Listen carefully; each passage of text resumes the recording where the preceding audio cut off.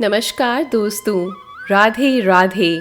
आज की इस वीडियो में मैं आप लोगों के लिए महाशिवरात्रि व्रत कथा लेकर आई हूँ।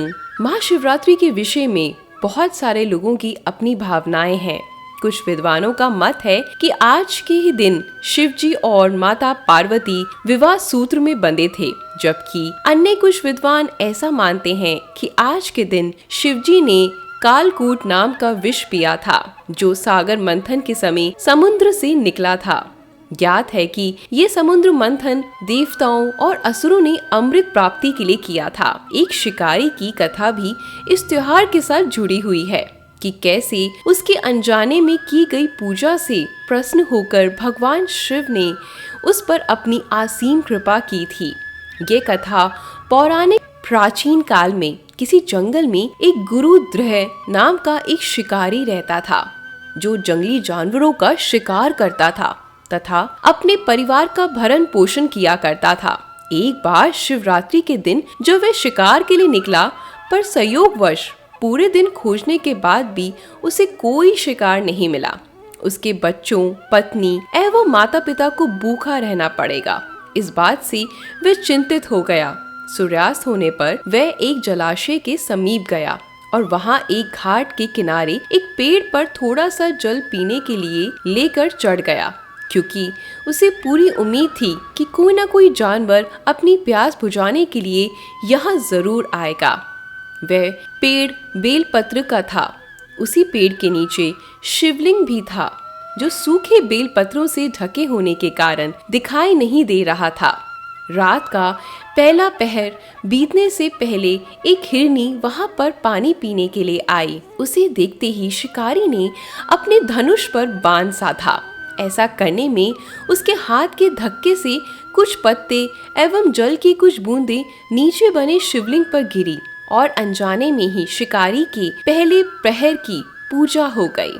हिरनी ने जब पत्तों की खड़खड़ाहट सुनी तो घबरा कर ऊपर की ओर देखा और भयभीत होकर शिकारी से कांपते हुए स्वर में बोली, मुझे मत मारो। शिकारी ने तभी उत्तर दिया, अरे मैं और मेरा परिवार बहुत भूखा है, इसलिए मैं तुझे नहीं छोड़ सकता। हिरनी ने वादा किया कि वह अपने बच्चों को अपने स्वामी को सौंप कर लौट आएगी, तब वह उसका शिकार कर ले। शिकारी को उसकी बात पर विश्वास नहीं हो रहा था। उसने फिर से शिकारी को ये कहते हुए अपनी बात का भरोसा करवाया, अरे शिकारी भैया, जैसे सत्ते पर ही धरती टिकी है, समुद्र मर्यादा में रहता है और झरनों से जल धाराएं गिरा करती हैं, वैसे मैं भी सत्य बोल रही हूँ। क्रूर होने के बावजूद भी शिकारी को उस पर दया आ गई और उसने जल्दी लौटना कहकर उस हिरनी को जाने दिया। थोड़ी ही देर बाद एक और हिरनी वहां पानी पीने आई।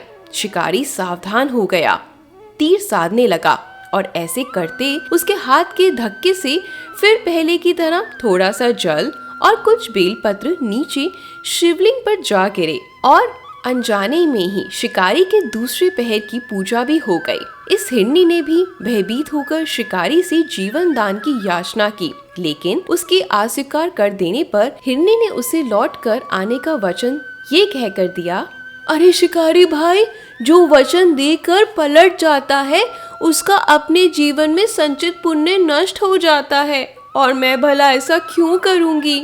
इसलिए आप मुझे छोड़ दो, मैं पक्का से वापस आऊंगी और तब आप मुझे खा लेना। उस शिकारी ने पहले की तरह उस हिरनी के वचन का भी भरोसा कर कर उसे जाने दिया। अब वह इसी चिंता में व्याकुल हो रहा था कि उनमें से शायद ही कोई हिरनी लौट कर आए तो अब उसके परिवार का क्या होगा। इतने में ही उसने जल की ओर आते हुए एक हिरण को देखा। उसे देखकर शिकारी बहुत प्रसन्न हुआ। अब फिर धनुष पर बाण चढ़ाने से उसके तीसरे पहर की पूजा भी अपने आप संपन्न हो गई, लेकिन पत्तों के गिरने की आवाज से वह हिरण फिर से सावधान हो गया। उसने शिकारी को देखा और पूछा, तुम क्या करना चाहते हो? वो बोला, मैं अपने कुटुंब को भोजन देने के लिए तुम्हारा वध करूंगा। वह मिग्र प्रसन्न होकर कहने लगा, मैं धन्य हूँ कि मेरा ये शरीर किसी के काम आएगा। परोपकार से मेरा जीवन सफल हो जाएगा, पर कृपया कर अभी मुझे जाने दो ताकि मैं अपने बच्चों को उनकी माता के हाथ सौंप कर और उन सबको धीरज बंधा कर यहाँ लौट आऊं। शिकारी का हृदय उसके पाप पुंज नष्ट हो जाने से अब तक शुद्ध हो गया था, इसलिए वह विनय पूर्वक बोला, जो यहाँ आए सभी बातें बनाकर चले गए और अभी तक लौटे नहीं। यदि तुम भी झूठ बोलकर चले जाओगे तो मैं मेरे परिजनों को क्या खिलाऊंगा। अब हिरण ने ये कहते हुए उसे अपने सत्य बोलने का भरोसा दिलवाया कि यदि वह लौट कर न आए तो उसे वह पाप लगे जो उसे लगा करता है, जो सामर्थ्य रहते हुए भी दूसरे का उपकार नहीं करता। शिकारी ने उसे भी ये कहकर जाने दिया कि शीघ्र लौट आना। रात्रि का अंतिम पहर शुरू होते ही उस शिकारी के हर्ष की सीमा ना थी, क्योंकि उसने सब हिरन हिरनियों को अपने बच्चों सहित एक साथ आते हुए देख लिया।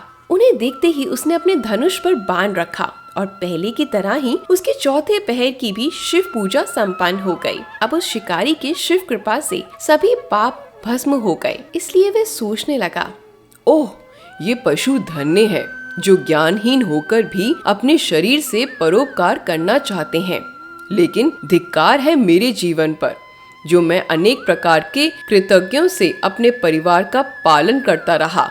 अब उसने अपना बाण रोक लिया और मृगों से कहा वे सब धन्य हैं तथा उन्हें वापस जाने दिया। उसके ऐसा करने पर भगवान शंकर ने प्रसन्न होकर उसे तत्काल ही दिव्य स्वरूप का दर्शन करवाया था। उसे सुख समृद्धि का वरदान देकर घू नाम प्रदान किया। मित्रों, यही वह घू था जिसके साथ भगवान श्री राम ने मित्रता की थी। धन्यवाद दोस्तों, तो मेरे साथ शिव का नाम जरूर लें, आप सबकी भी मनोकामनाएं जरूर पूरी होंगी।